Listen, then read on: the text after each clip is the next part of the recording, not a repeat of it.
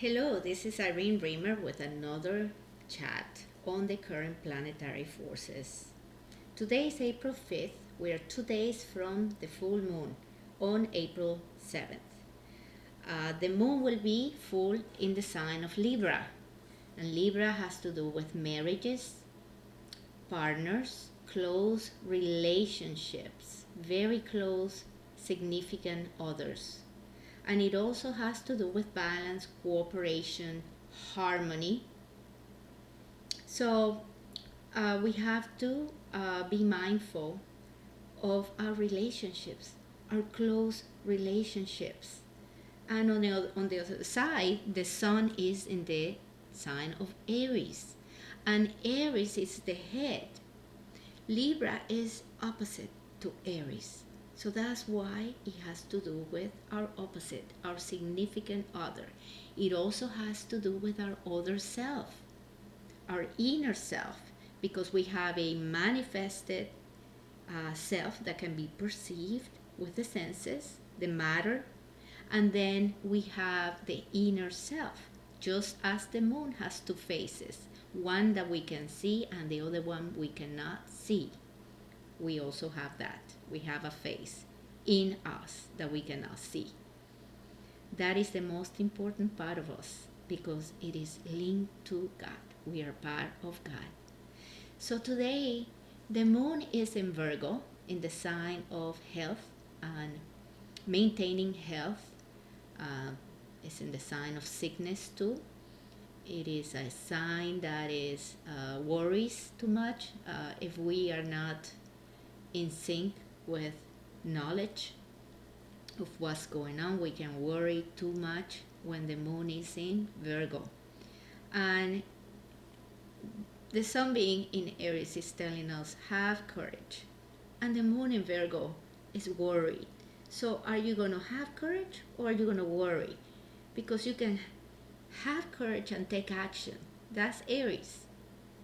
And deal constructively with Virgo, health. Plan your day. Make sure you're exercising. Make sure you're exercising your mind. Make sure you're not emotionally stable. People can get emotionally sick, and that is that also has to do with the moon in Virgo. Now, in 2 days, on April 7th, the moon will be in Libra, as I said. So the energy will shift, and it will shift to be mindful of your most meaningful person or a partner, a most important partner in your life, and yourself. Harmonize, balance your life, and don't worry so much. We have a conjunction also right now of the planet Jupiter, who's the most benefic planet, with Pluto, atomic energy, as I've already said in my prior chat. That conjunction, what happens is the two energies unite, okay? They work in conjunction. And the planet Jupiter and Pluto are right now in Capricorn, the sign of organizations, of foundations, structures.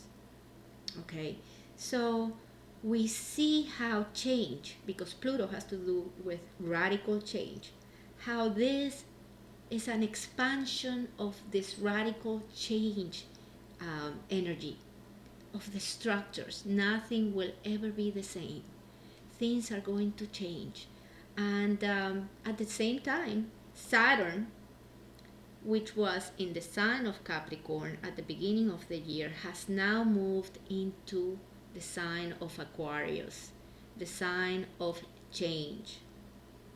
Aquarius is ruled by the planet Uranus, and this has to do with the Christ, the consciousness, the Christ consciousness, the ascension. It has to do with humanitarians.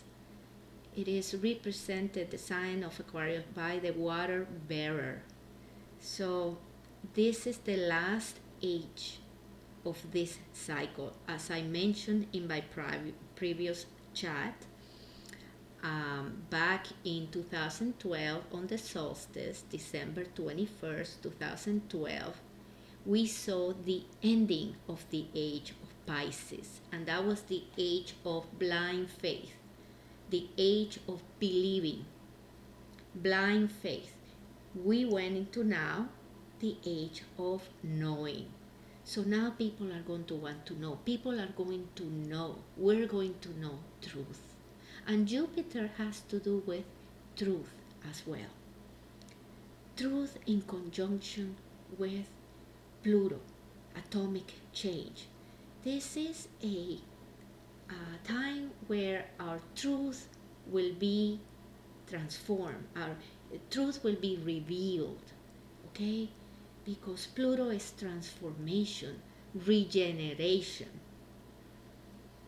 Now, as I said also before, all this energy, planetary energy, has a spectrum, and we perceive it according to where we stand.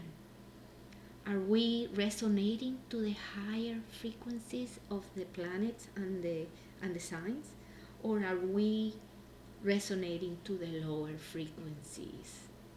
If we are resonating to the lower frequencies, the moon in Virgo will make us worry, will make us unstable, and it can make us sick because we lack knowledge, we lack light, and light is in Aries.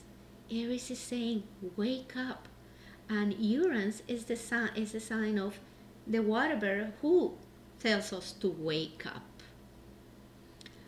And that's the age we're in right now. In addition, the energy of Venus, who at the beginning of the year was in Aquarius, it was a little detached from relationships because we were too busy with our own lives. Now it's in the sign of Gemini.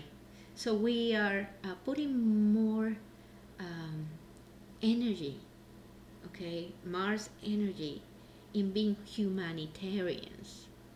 And we want to be more involved with groups of people that are doing humanitarian deeds. And Virgo in Gemini is resonating more with relationships. So people that were detached before may now be more involved with neighbors, with relationships, with love. We're seeing things differently. Okay, Mars in Aquarius is physical energy in the fixed sign of Aquarius, change. Okay, remember Aquarius is about change, and boy, things are changing. Today we also have Mercury, who was in Capricorn at the beginning of the year. Okay, today is in Pisces, thinking about how we can help others. Pisces is the sign of sacrifice. So thinking about what sacrifices we must make at this time. Okay, not only to benefit others, but to benefit ourselves. I always say less is best. Do not go yourself out there to be buying and investing at this time. This is a time to pick up all the pieces and put them together. And this is a time to work in ourselves, turning our vices into virtues. A time to do analysis, to be mindful of others, to understand. This is a time to learn things that have been hidden from us. Because as I mentioned before, there is a controlling power that doesn't want us to know things. And this controlling power has been in place for a long time, but now is manifested. And people are going to see it. They're already seeing it. See, everything that was occult in Pisces, now in Aquarius, is going to come to the surface. We will know things we didn't know before. And if you are interested in learning a little more in depth astrology. My Astrology 101 course starts tomorrow at 6:15 Eastern Standard Time. If you're interested in taking the class, please visit my website at www.irenereamer.com, and you're welcome to start. You have about 4 classes before 101 becomes a little more advanced. So please, if you want to know more about this wonderful science, this is astrology, it's about energy, electromagnetism, okay? And that is what the ancient Egyptians wanted to explain when they mentioned gods. Ra, Set, Osiris, okay, Horus. So these were concepts they were trying to explain to the masses. They were not worshiping gods. Also mythologies were stories, and the Bible is a metaphysical book, and you need the key. The key is your eye of understanding, okay? Your eyes to see and your ears to hear. The Bible says, if you had a single eye, you will understand. And it's that eye of understanding that we must tap into, our inner self, to understand what is going on. Because the kingdom, God is in us, and we can tap into that energy. But we must be sincere, honest, and have integrity. Okay, we must resonate with God in order to constructively build our future into a better future. Well, I hope everybody enjoyed this segment, and please like it if you did like it, and share it with others that may be interested. I will see you next week on Sunday. Thank you. Be safe.